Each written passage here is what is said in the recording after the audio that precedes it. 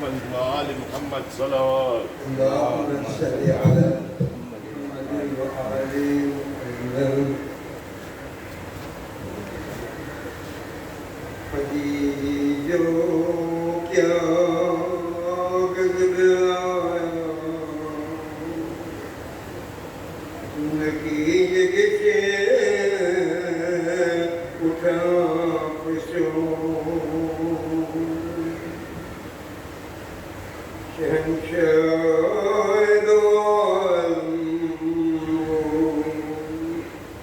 उठा जग से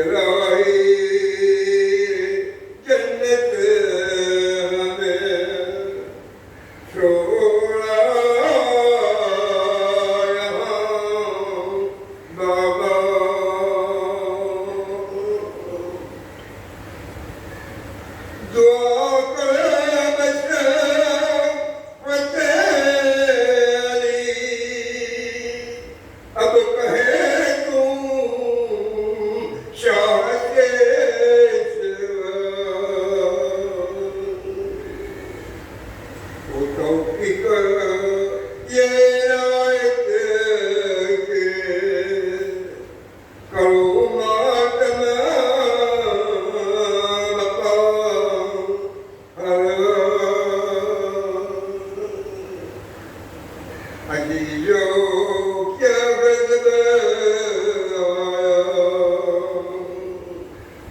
लकीर जग से उठा पशु शहंशाहे आलम उठा जग से हजार पशु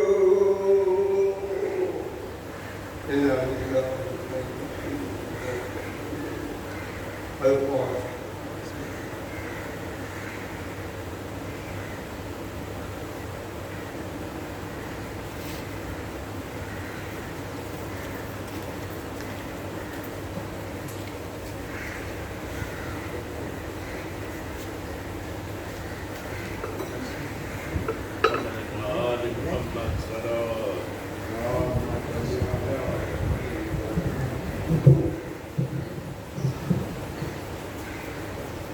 لا حول ولا قوة إلا بالله العلي العظيم. أعوذ بالله السميع العليم من الشيطان اللعين الرجيم. بسم الله الرحمن الرحيم. الحمد لله رب العالمين. الحمد لله كما فتحت. والصلاة والسلام على أشرف الأنبياء والمرسلين وخاتم النبيين مولانا أبي القاسم محمد. اللهم صل على محمد وآل محمد. والصلاة والسلام على أولئك الطيبين الطاهرين المحسنين. أما بعد فرغبيل ورعاية. السلام عليكم ورحمة الله وبركاته. वालेकुम सलाम व रहमतुल्लाहि व बरकातुहू. आज આપણે ભેગા થયા છે આપણા ઇમામ વખતને પૂછવું આપવા દાદાનો ઇમામ અલી બિન મોહમ્મદ અલ-હાજી સલ્લલ્લાહુ વસલ્લમ અલૈહ.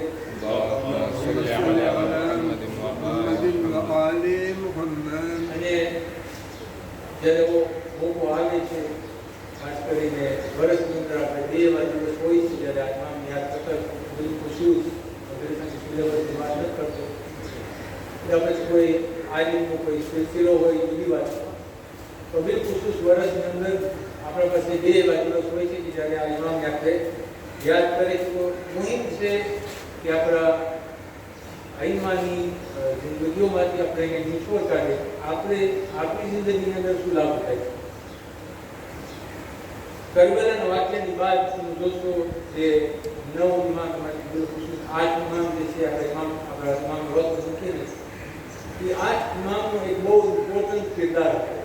ઘણા ફેરે આજના દોરની અંદર જ્યારે ઇમામત પર શંકા કરવામાં આવે સવાલો કરે તો લોકો ભૂલી જાય છે કે આ ઇમામો છે કે જેના હવાલાથી આપણે આપણો જે દીન છે એ બન્યો છે. મિસાલના તોર ઉપર જ્યારે ફિકની વાત આવે છે, મસાઇલ છે, દીની મસાઇલ છે, આનો નિચોડ તમે ચાહે આજે તશૈયુમાં જો કે તમે બારે જો કોઈ પણ મુસલમાન ફિરકાની અંદર જો તો લોકોનો ફિકનો જે રૂટ છે જે મુખ છે એ આને બેતરી છે. ભલે वो लोग का બધું જે પ્રમાણે ઇમામે શીખાયું હોય એ પ્રમાણે અમલ ન કર્યું હોય પણ એનું જે ફાઉન્ડેશન એનું ફેબ્રિક છે એનું જે બેસિસ છે એની બુનિયાદ છે એ બધું લોકો પાસે. પોસ્ટ કરબલા શા માટે? કેમ કે જ્યાં સુધી કરબલાનો વાક્ય પેશ આવ્યો એ દોરની અંદર હુકુમતની કોશિશ એ હતી કે દીનનો રૂપ બદલાવે, નમાઝને અંદાજ બદલાવી નાખે. તમે જાણો છો મિસાલના તોર ઉપર જુમાની નમાઝ બુધવારના દિવસે કરવામાં આવી એ દોરની અંદર. યા પછી રોજાની અહેમિયત બદલાવવામાં આવે, હજના એકામ બદલાવવામાં આવે. આ બધી કોશિશ કરબલાની પહેલા થઈ ચૂકી હતી. પોસ્ટ કરબલા જરૂર હતી ઇમામ અલૈહિસ્સલામને આ દીનના એકામને હવે ફર્મ કરવાનો, મક્કમ કરવાનો. અને આ એક મોટો લોકોનો કિરદાર હતો. બીજો એક કિરદાર આ દોરની અંદર જો નિભાવે છે. ખાલી આપણા દોરની અંદર આજે તૌહીદ ઉપર સવાલ નથી ઉપડતો, રઝાને કદર ઉપર સવાલ નથી ઉપડતો. એ દોરની અંદર બહુ જાજી ચર્ચા થતી. બલકે આખા ગ્રુપ હતા જે યા તો ખુદાની તૌહીદ ઉપર ઇનકાર કરતા હતા યા પછી ઓ લોકો પોતા ઉપર એટલું ભાર લઈ લેતા હતા કે જે પણ છે બધું આપણા કંટ્રોલની અંદર છે, કદાને કદર જેવી કોઈ ચીજ નથી.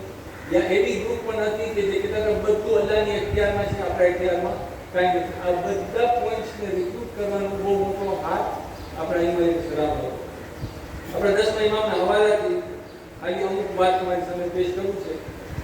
ફિકના અહેકામ તરફ રજૂ કરું છું. એક મસલો જેના દોરની અંદર આવ્યો, જે આપણે પણ આજના દોરની અંદર લાગુ કરે છે. ભાઈઓને યાદ હશે, વર્ષો પહેલા, થોડાક વર્ષ પહેલા, 10-15 વર્ષ પહેલા આપણા વચ્ચે એક ભાઈ કોમાની હાલતમાં હાલ્યા કરતા, 2 વર્ષ સુધી હોસ્પિટલની અંદર હતા. તો સવાલ ઉપડે છે કે 2 વર્ષના એના જે આમાલ હતા, વાજબાતના હવાલાથી નમાઝ છે, રોજા છે, એનું શું થાય? ઇમામને જ્યારે સવાલ કરવામાં આવ્યો કે એનો જવાબ હતો, અગર કોઈ ઇન્સાન કોમામાં હાલી જાય છે, મિસાલના તौर ઉપર લખી રાખીને મારો દાખલો લઉં છું, કાલ સવારના કોમામાં હાલ્યો ગયો, ઝોહરેનો વખત બતાવી ગયો, મગરિબ બાદ મને હોશ આવ્યો, તો એ ઝોહરેની નમાઝ મારા ઉપર અદા છે કે કઝા છે, પડવાની છે કે નહીં? ઇમામ એના ઉપર ખુલાસો આપે છે કે કેમ કે એવી હાલતમાં છો કે ના દુનિયામાં છો, ના દુનિયાથી હાલ્યો છો, તો કોમાની હાલતમાં મારા ઉપર મારી નમાઝ કઝાની નિયતથી મને પડવાની જરૂર, ના મારી અદા પડવાની જરૂર, એ મારી નમાઝ મને માફ છે, ચાહે રોજો હોય, વાજબ રોજો હોય, એ મને માફ છે. આ હું મસાઇલ ઇમામની જે બાયોગ્રાફી છે એમાંથી લેવો છું. આપણો પર તોય લાગુ પડે છે કે મુજતહિદને રજૂ કરીને આનો પર ખુલાસો કરે, કોઈ મારા પાસે ફતવો લઈને ના જાય, ફતવો દેવા નથી આવ્યો, ખાલી એક્ઝામ્પલ આપું.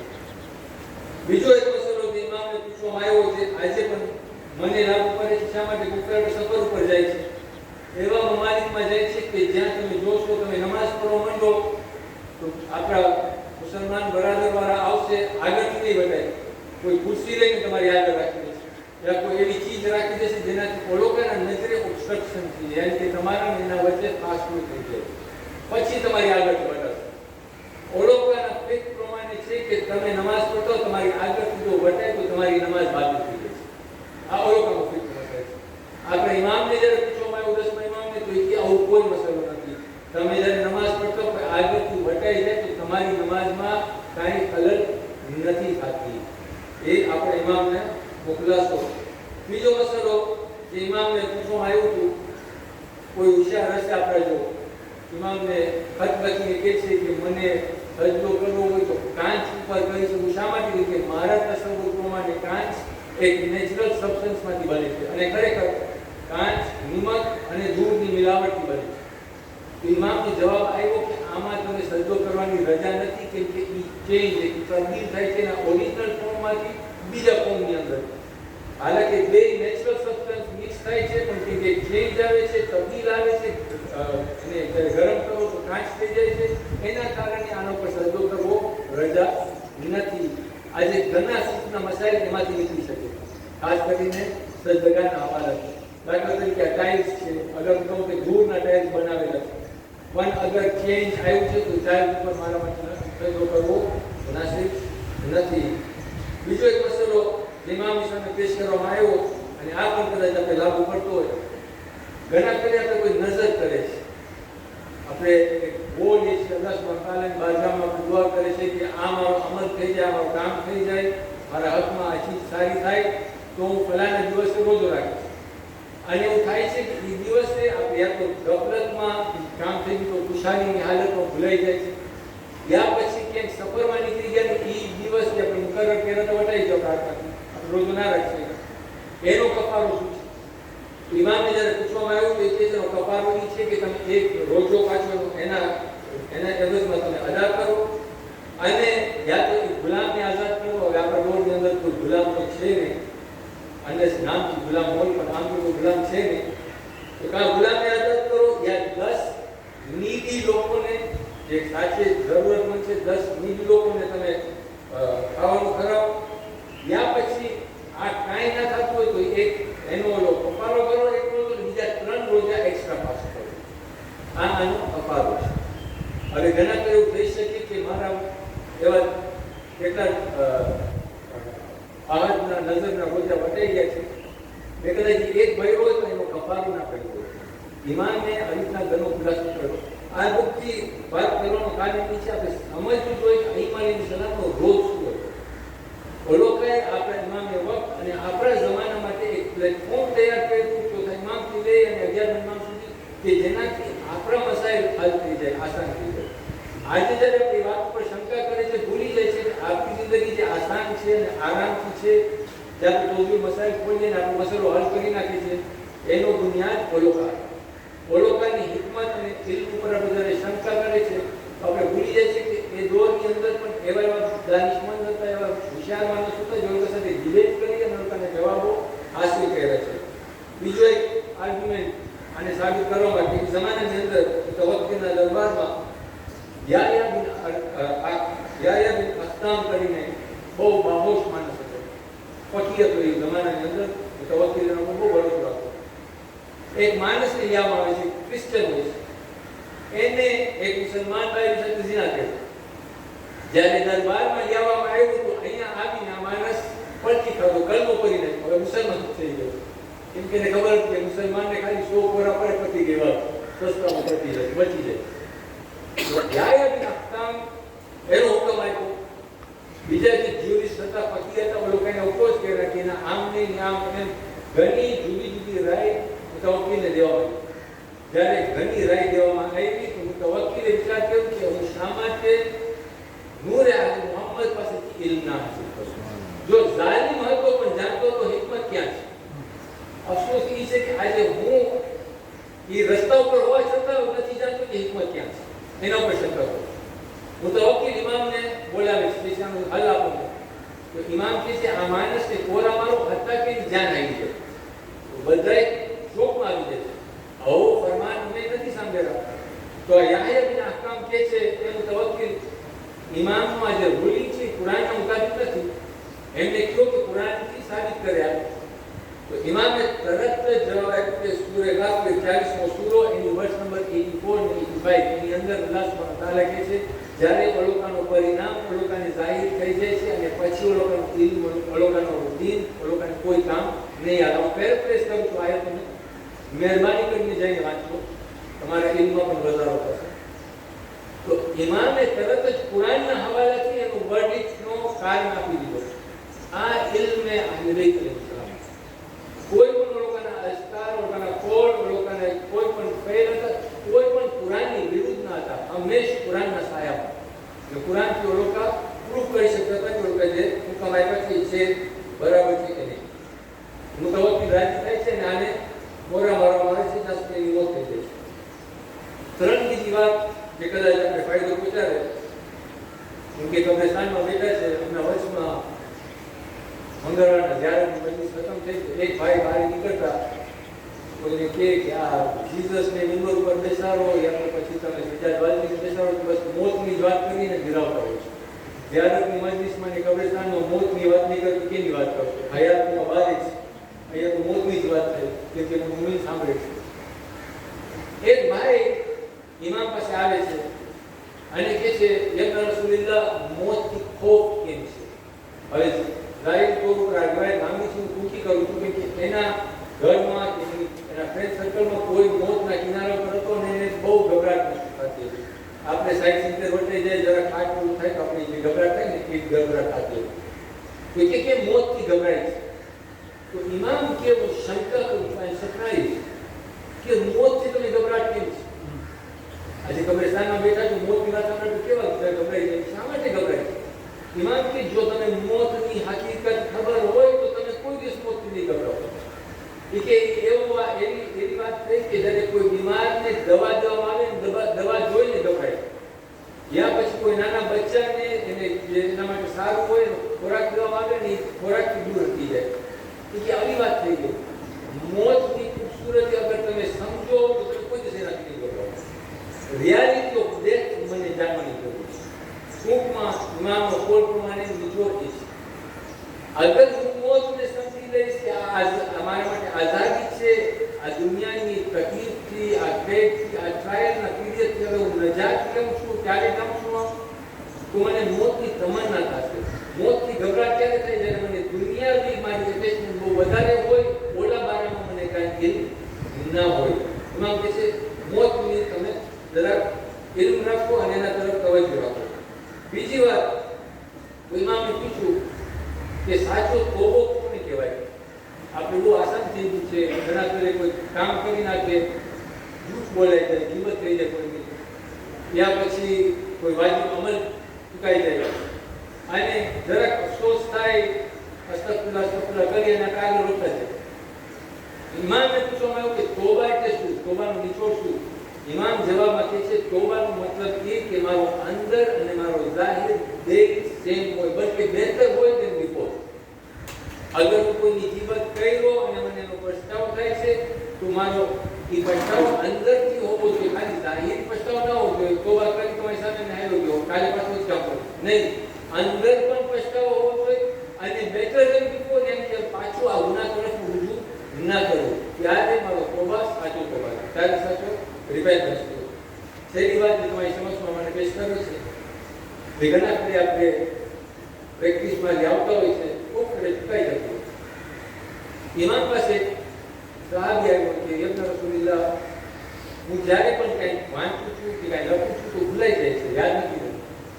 તો ઇમામને મેં કીધું સિમ્પલ ફોર્મ્યુલા છે, જ્યારે પણ તને એવું કંઈ કામ કરવું હોય, કંઈ પાકું કરવું હોય તો બિસ્મિલ્લાહિર rahmanir rahim એ પર ઇન્શાઅલ્લાહ લખતા. બિસ્મિલ્લાહિર rahmanir rahim હું યાદ રાખીશ ઇન્શાઅલ્લાહ.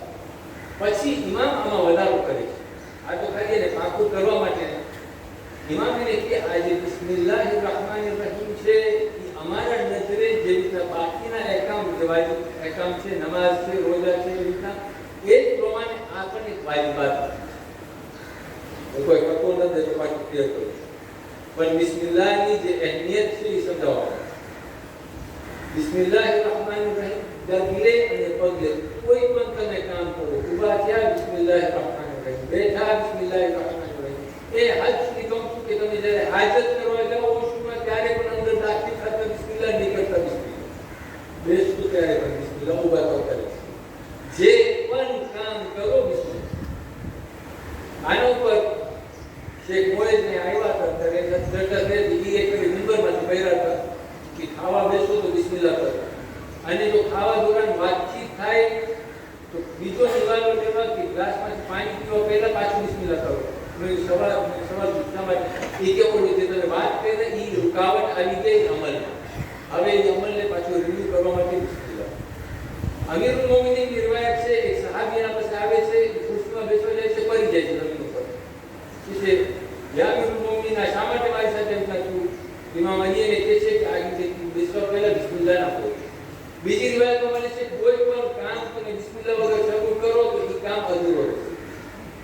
બિસ્મિલ્લાહિર rahmanir rahim ની ઇમ્પોર્ટન્સ ઘણા ફેરે આપણાથી ચૂકાઈ જાય છે. એક છેલ્લી વાત કરું કે કદાચ અહીંયા વધારે આપણે છે લાગુ નથી પડતો, હવે આપણે ઉંમર બતાવી જાય છે કદાચ, પણ આ રિવાયત છે કે જ્યારે રિશ્તો પણ કાયમ કરો તમારી ઘરવાળી સાથે નિયતથી કે અહીંયા મને ઔલાદ થાય, ઉમાં પણ બિસ્મિલ્લાહનું ફરમાન છે. નકર તો હદીસ કહે છે કે જો ઔલાદ રહી ગઈ તો એમાં શૈતાનનો ભાગ છે. શેખ બેઠા છે, પૂછી જોજો, મોલાના મોજૂદ છે, પૂછી જોજો. યા તો પછી સૌથી આસાન કામ આ બધી ચીજનો હલ એ છે કે તમે લોકો કિતાબો ખોલી અને હદીસો જો. બિસ્મિલ્લાહિર rahmanir rahim નો ઇમ્પોર્ટન્સ ઘણા કરી કદાચ આપણે ચૂકાઈ જતો હોય, ખાલી યાદી માટે મેં તમારી સામે પેશ કર્યું. સલ્લલ્લાહુ મુહમ્મદ વાલે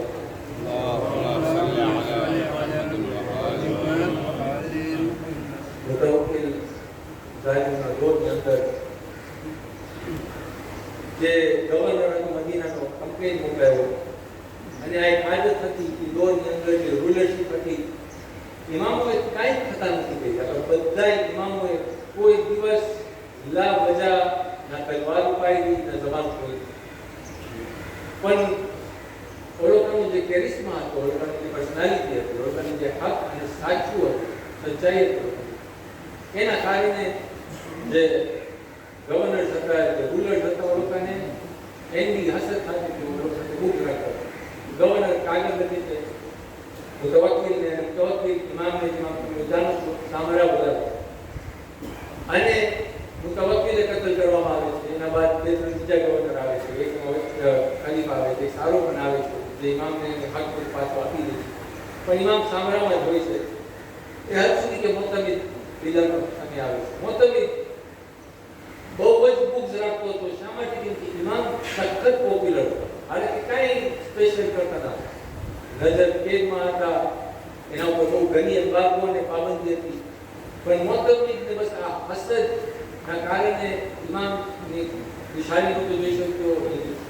તે નહોતું લઈ શકતો. મુસ્તવિદે ઇમામને ઝહેર પેશ કરી અને એની શહાદત અંજામ આપી. રિવાયતમાં મળે છે કે ઇમામને જ્યારે છેલ્લા પર હતા તો એ ઝહેરનો અસર એટલો ખતરનાક હતો કે ઇમામ આટલા ઉપર પુસ્તક ઉપર સકરાતમાં હતા. અંદરથી શરીરમાં બહુ દુખાવો હતો, પણ જબાન ઉપર કલમાએ બધા જીકરી જાય હતા કે એની રૂહ કબ્ઝ થઈ જાય છે.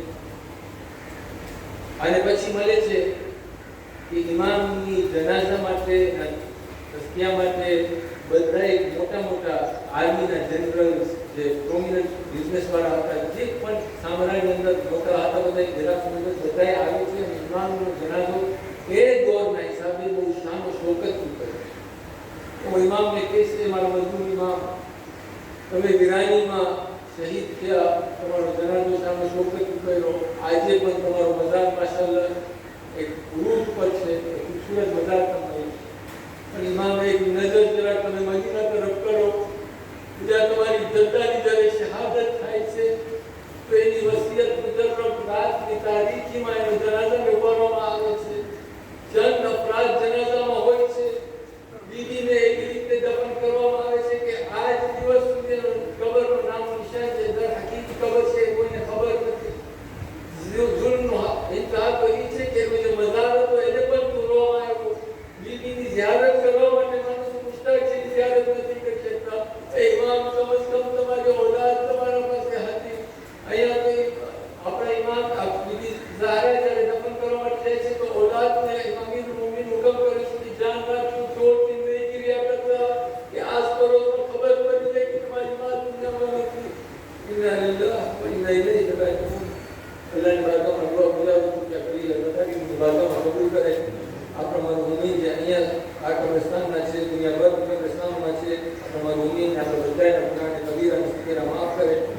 જે બે ઓલાદ છે ઓલાદ સાલે અતા કરે. જે બેરોજગાર છે, જે દુનિયાની તકલીફો છે, રિસ્કના હવાલાથી, સેહતના હવાલાથી બધાને સફાઈ કામીન અને રિસ્કે વસી અતા કરે. વાકુલ દવાના અને અલ્હમ્દુલિલ્લાહી રબ્બિલ આલમીન. સૂરત બારકાત.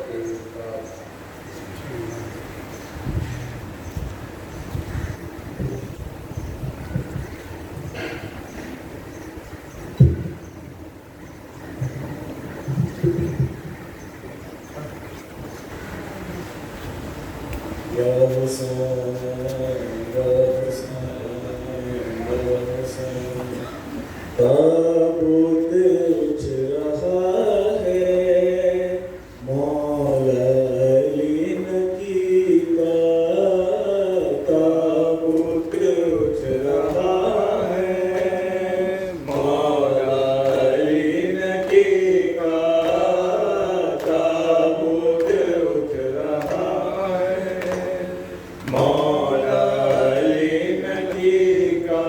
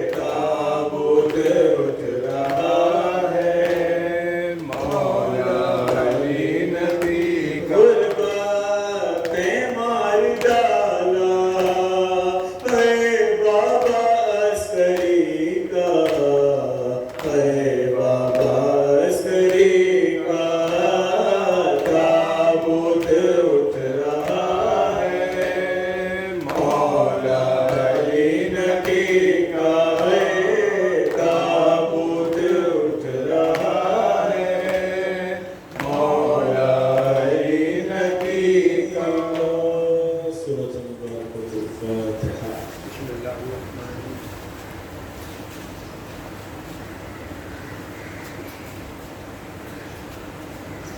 السلام عليك يا رسول الله، السلام عليك يا أمير المؤمنين، السلام عليك يا فاطمة الزهراء سيدتي نساء العالمين، السلام عليك يا حسن المجتبى، السلام عليك يا أبا عبد الله الحسين وعلى علي بن الحسين وعلى أولاد الحسين وعلى أصحاب الحسين. السلام عليكم يا تسعة المعصومين من ذرية الحسين، علي بن الحسين ومحمد بن علي وجعفر بن محمد وموسى بن جعفر وعلي بن موسى ومحمد بن علي وعلي بن محمد والحسن بن علي والحجة بن الحسن، عجل الله تعالى فرجك وسهل الله تعالى مخرجك وظهورك ورحمة الله وبركاته.